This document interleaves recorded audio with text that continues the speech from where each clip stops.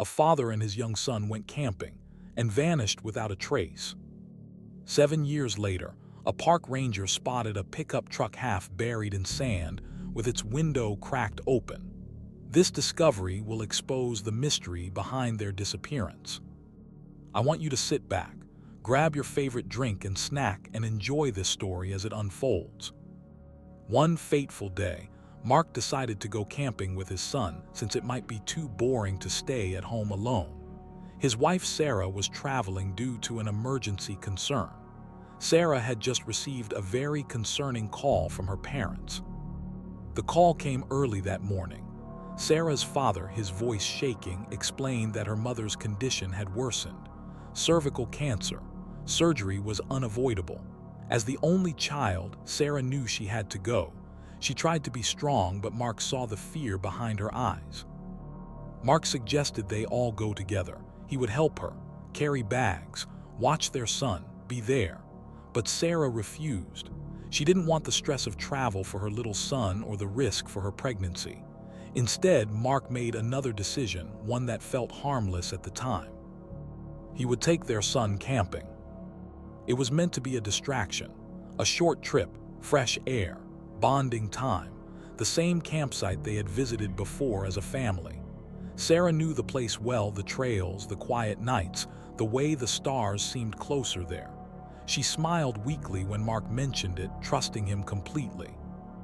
The goodbye was tender, lingering hugs, a hand resting on Sarah's belly, their son promising to bring back stories. No fear, no dread, just love. As Sarah left for her parents' home, and Mark drove toward the campsite with their son asleep in the back seat, neither of them knew that this was the last ordinary decision they would ever make as a family. Before we dive deeper into this shocking story, let us know where you're watching from today, and if you like this video, don't forget to subscribe to this channel and also share with your loved ones. Two journeys began that day, one driven by duty, the other by trust. Only one would return. Sarah arrived at her parents' home just before dusk. The house felt smaller than she remembered, heavier.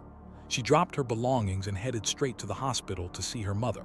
Her mother lay in bed, pale and weak, the steady rise and fall of her chest the only reassurance that she was still holding on. The doctor spoke in careful tones, explaining risks, schedules, possibilities. Sarah listened, nodded, and swallowed her fear. She stayed strong because she had no other choice. Miles away, Mark steered the pickup into the camping ground as the sun dipped behind the trees. The familiar crunch of gravel under the tires eased his mind. Their son pressed his face to the window, excited by the open space and the promise of adventure. Everything looked normal, safe, just as it always had. That evening, Sarah stepped outside the hospital to call home.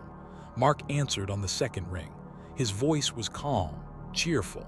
He told her they had arrived, that the tent was up, that their son was already asking for stories by the fire. Sarah laughed softly, relief washing over her. For a moment, the distance between them didn't matter. They spoke like any couple would, about the surgery scheduled for the next morning, about the weather. Mark promised to call again later. Sarah told him to be careful. She ended the call smiling. That smile faded as night settled in. Hours passed. No call. Sarah tried again and again. Each time the line rang until it stopped. She told herself the signal was weak, that Mark was busy, that the phone battery had died. She clung to logic because fear felt dangerous in her condition. But as the night deepened and every call went unanswered, unease crept in, quiet at first, then louder. Somewhere between worry and denial, Sarah fell asleep holding her phone, unaware that the last ordinary conversation of her marriage had already ended. At first, Sarah told herself not to panic. Panic would not change anything. The hospital corridors were cold and bright, filled with quiet urgency. Doctors moved quickly, nurses spoke in hushed reassurance, and Sarah stayed close to her mother's bedside, convincing herself that Mark's silence had a simple explanation. The campsite was remote. Network coverage was unreliable. He had promised to call, and he would, eventually. But morning came, and then another night. Sarah checked her phone constantly. She left voicemails she tried to sound calm in, even as her voice trembled. She reminded herself to breathe, to stay composed for her unborn child. Fear, she believed, could wait. Her mother's surgery was successful. Relief should have filled her chest, but it didn't. The weight of unanswered calls pressed harder with each passing hour. Still no word from Mark. No message. No sign. On the third day, Sarah made a decision. She couldn't stay any longer. As soon as the doctors confirmed her mother was stable, she left the hospital and began the journey home. She didn't even bother to go to her parents' house to fetch the things she left there upon her arrival. With every mile, her thoughts grew darker. She imagined explanations, harmless ones. She refused to imagine anything else. When she arrived, the house greeted her with silence. The lights were off. No shoes by the door, no sound of laughter, no familiar voice calling her name. Sarah walked from room to room, her heart pounding harder with every step. The bedroom was untouched. Their son's toys lay exactly where they had been left days earlier. She tried Mark's number again, straight to nothing. Standing alone in that quiet house, Sarah felt it then. The shift. The moment when hope slipped away and something colder took its place. This was no longer inconvenience or poor reception. Mark and her son were gone. And for the first time, Sarah understood that something was terribly wrong. The moment Sarah stepped into the police station, her fear became official. Her words came out uneven at first, tangled with emotion, but the facts were clear. Her husband and young son had gone camping. They were supposed to return after a day or two. No calls, no sightings, no explanations. Officers exchanged glances, the kind that said this was no longer a routine concern. Within hours, an investigation team was assembled and driven to the camping ground. The place looked exactly as it should have, quiet, peaceful, almost mocking in its calm. Sarah watched from a distance as officers spread out, searching every corner of the familiar site. The tent area was checked first. Nothing disturbed. No torn fabric, no scattered items, no sign of panic. They searched the surrounding trails, scanning the ground carefully. No blood, no footprints that didn't belong, no broken branches suggesting a struggle. Even the fire pit looked ordinary, as though it had been left behind after a normal night outdoors. Sarah's heart sank with every negative finding. There were no abandoned belongings, no wallet, no phone, no child's jacket left behind. Everything that had gone with Mark and their son had vanished with them. Rangers were questioned. Other campers were located and interviewed. No one had seen a man and a child matching their description. No strange sounds, no arguments, no cries for help. It was as if Mark and his son had never been there at all. The investigators expanded the search beyond the campsite, pushing into nearby terrain, checking access roads, scanning cliffs and wooded areas. Still nothing. No vehicle, no trace, no explanation. By nightfall, Sarah stood surrounded by strangers, listening to words that terrified her more than silence. "There's no evidence of foul play," they said. But there was also no evidence of safety. And that absence, the complete lack of answers, was the most frightening discovery of all. Time did not heal Sarah's wounds. It only taught her how to live with them. In the months that followed the search, hope arrived in small, fragile pieces. Each phone call made her heart race. Each passing vehicle made her look up. Search teams returned to the area again and again, expanding the radius, retracing steps, questioning anyone new who passed through. Seasons changed. Summer turned to rain, rain to cold, still nothing. As months stretched into years, the search lost urgency. Officers changed. Leads dried up. Files were moved from active desks to storage shelves. The words "cold case" were never said to Sarah directly, but she felt them in the silence. In the middle of that silence, life demanded something else from her. The stress took its toll on her body, and complications arose during her pregnancy. The birth came early, sudden and frightening. Under bright lights and rushed voices, Sarah underwent emergency surgery. When she finally heard her baby cry, relief and grief collided inside her chest. She named him Mark Jr. It was her way of keeping his father alive, a name spoken every day, a reminder that Mark had existed, that he had loved, that he had not simply vanished without meaning.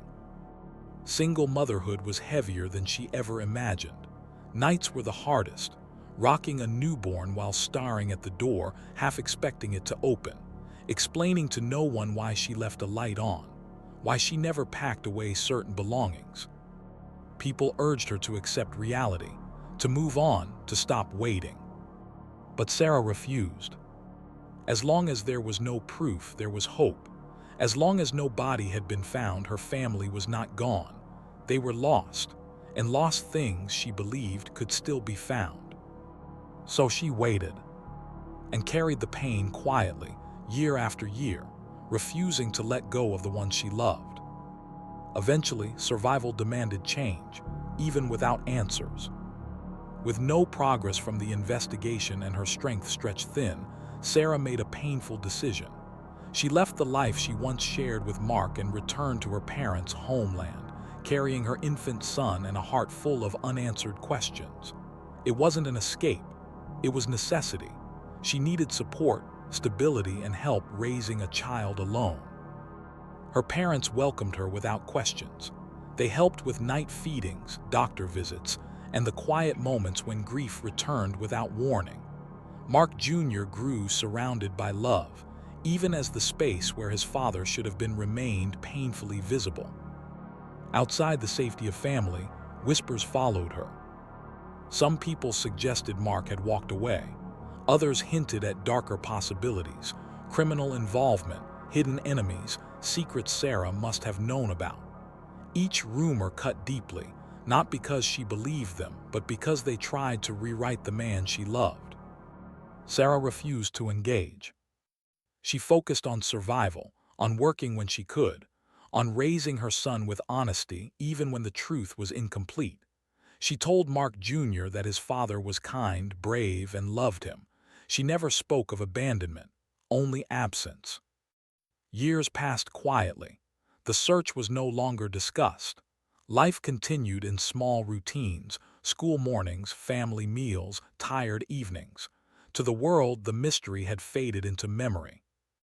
7 years passed before the land finally spoke. It was an ordinary patrol for the park ranger, the kind repeated countless times over the years.